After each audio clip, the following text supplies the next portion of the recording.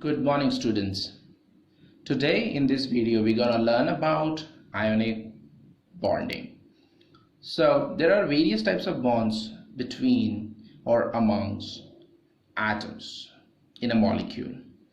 The first we're going to learn about ionic bonding, then there is a covalent bonding, and there is a coordinate bonding or dative bonding, what we call.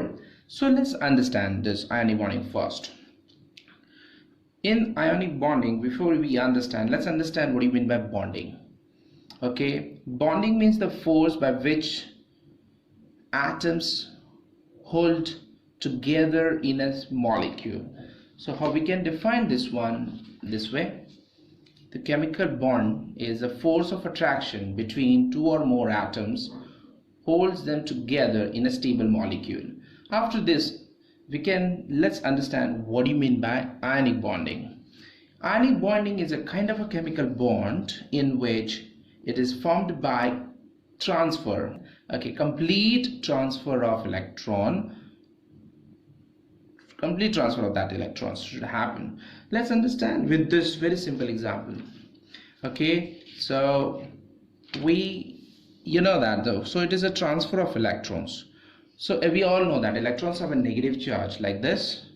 Okay, all the electrons are negatively charged particles and they have a unit charge on them. Similarly, the protons are positively charged particles and they have proton on them, positive charge on them. Now let's understand with this example. Suppose this is a atom, this is a atom B. What will happen? Now electron will transfer from this atom to this atom. Okay, so it will move like this, it will move like this, here to here. As you can see that this electron has given its electron to the B, A is given to the electron to B, so it get extra negative charge on it, and it has given something, that means in the form of electron. It is donated as electron, so its one electron is reduced. So we all know that all atoms initially in the beginning of that, they are always electrically neutral. So both of the atoms were electrically neutral before this transfer has taken place. Okay, transfer their electron, they share their electrons, they just pull the electrons from the others, or just they donate their whole thing, both entire electrons present and required for the bonding. So they, by any hook and crook way, they want to have the noble gas electronic configuration. So let's understand the sodium chloride, how sodium and chlorine both combine with each other and they form the ionic bonding between them together.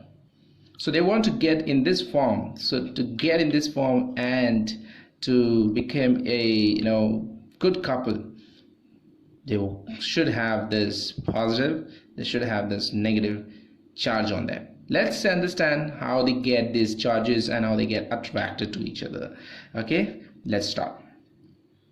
So student, now sodium chlorine, what happens? Sodium wants to have, they have 1 electron in outermost shell, and chlorine have 7 electron in outermost shell.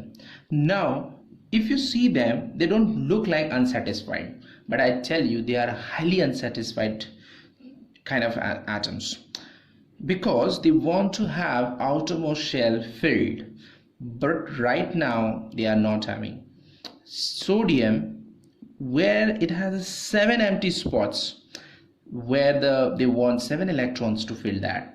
At the same time, chlorine is so close to its complete its outermost shell, but still 1 is left, so they're more unsatisfied. So they want to remove that unsatisfaction. Okay, so what they will do, this one asks to the chlorine asks to the sodium, if you can donate your 1 electron, then my orbit will get filled.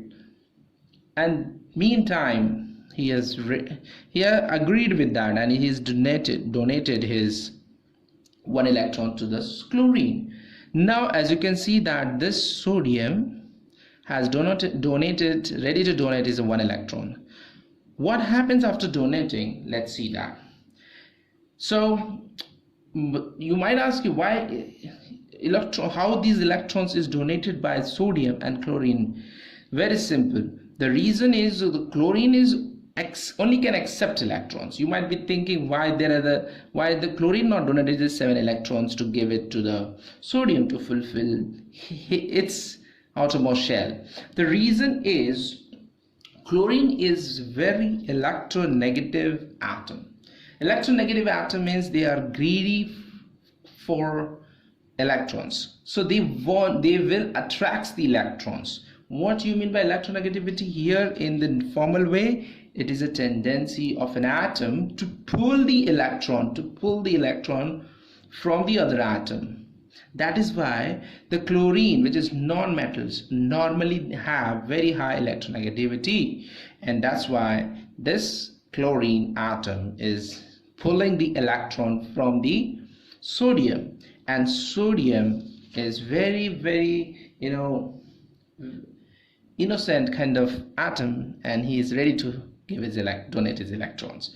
So you can see that the sodium is, which is a metal, is here it is acting as electron donor giver, what we call, and this chlorine is electron acceptor of that, taker of that. Remember that sodium cannot just give away its 1 electron in the air and to get electronic configuration like its nearest noble gas like a neon. And the chlorine just not take the electron from the air or from anywhere. So it means if it is ready to donate its electron, there has to be someone to accept that electrons. Okay, so now let's see what exactly happening. Electron is donated from here to here.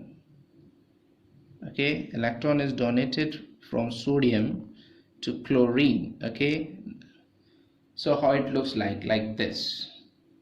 Now as you can see that in the outermost shell in the sodium atom, there's no more electron is left, and at the same time, if I would show you this very chlorine atom is having this electron which was here in this here. As you can see, this electron is jumped here.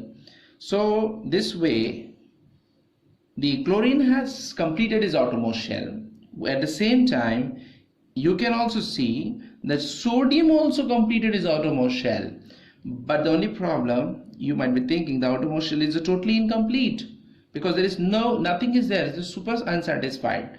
But I tell you what happens when there is no electron in the orbit. That orbit automatically vanish like this. It vanished from this orbit, only get vanished from it. Now you can see this is the sodium atoms, looks like this way. Now you can count and you can see that it has 8 electron in the outermost shell, like 1 2 3 4 5 6 7 8. So he is completing his outermost shell by donating that 1 electrons. Now the problem is, after donation, the number of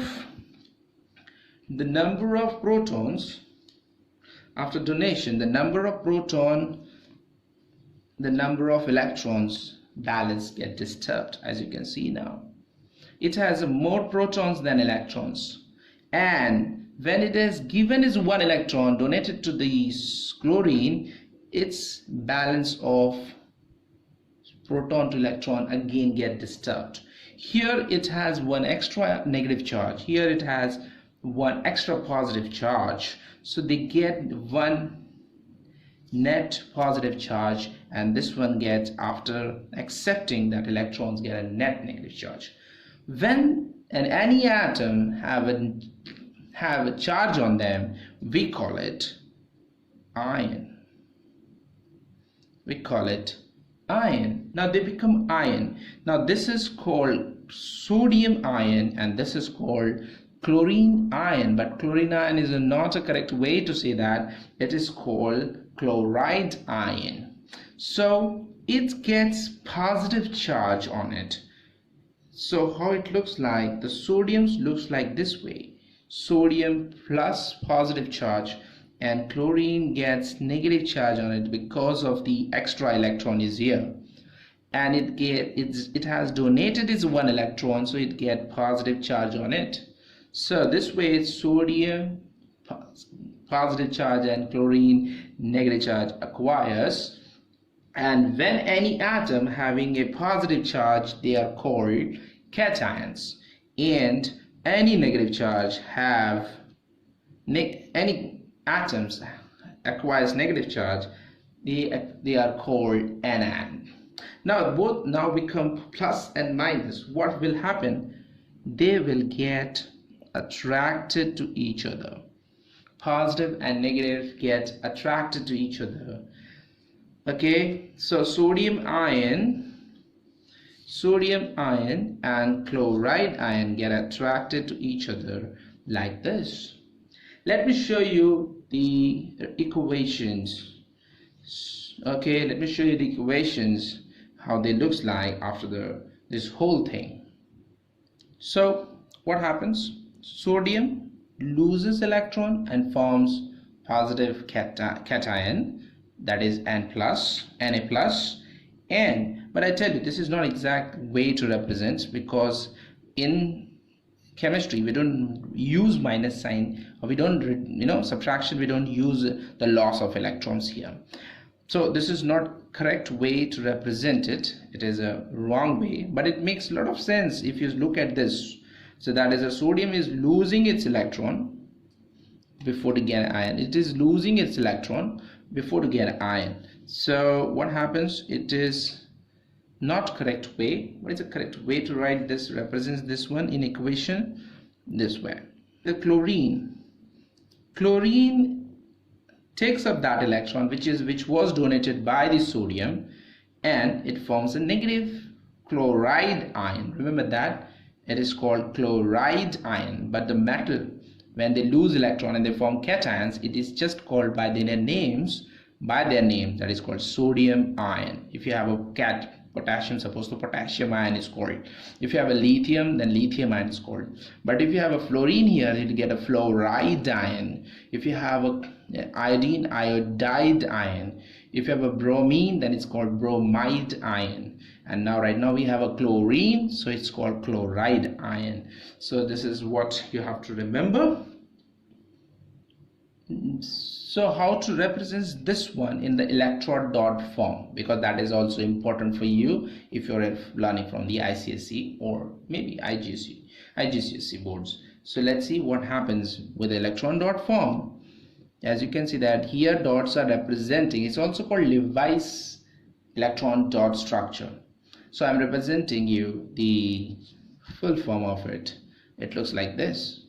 The sodium outermost have one electron. It has donated its one electron to chlorine here. As you can see that it is donated. You have to show it like this. Electron is donated to chlorine, and chlorine gets that one electron and it gets negative charge on it. As the sodium has donated a negative charge to chlorine, it becomes positive charge. But if you leave your answer like this in the electron dot structure, like this, Na plus Cl minus, like Na plus Cl minus, this is not a right answer. It will go wrong. So final answer is not this, but this. So this is your final answer, and it should be written like this. So Na this, and then you get a NaCl. So we are at the ending of this explanation about ionic compounds. Now don't forget these two heroes. So yeah, one is a positive, another is negative. We know that opposite charge attracts each other, so they get attracted. Oh my god, why they are attracting? Oh my god, they get attracted now, so they form a bond between them, and this is called ionic bond in sodium chloride. Thank you so much. Don't forget to subscribe my channel And if you have any doubt, you can write in the comment box. Thank you so much. Have a great day. And don't forget, the next video will explain, I will going to explain about redox reaction, which is related with these explanations. Okay, take care.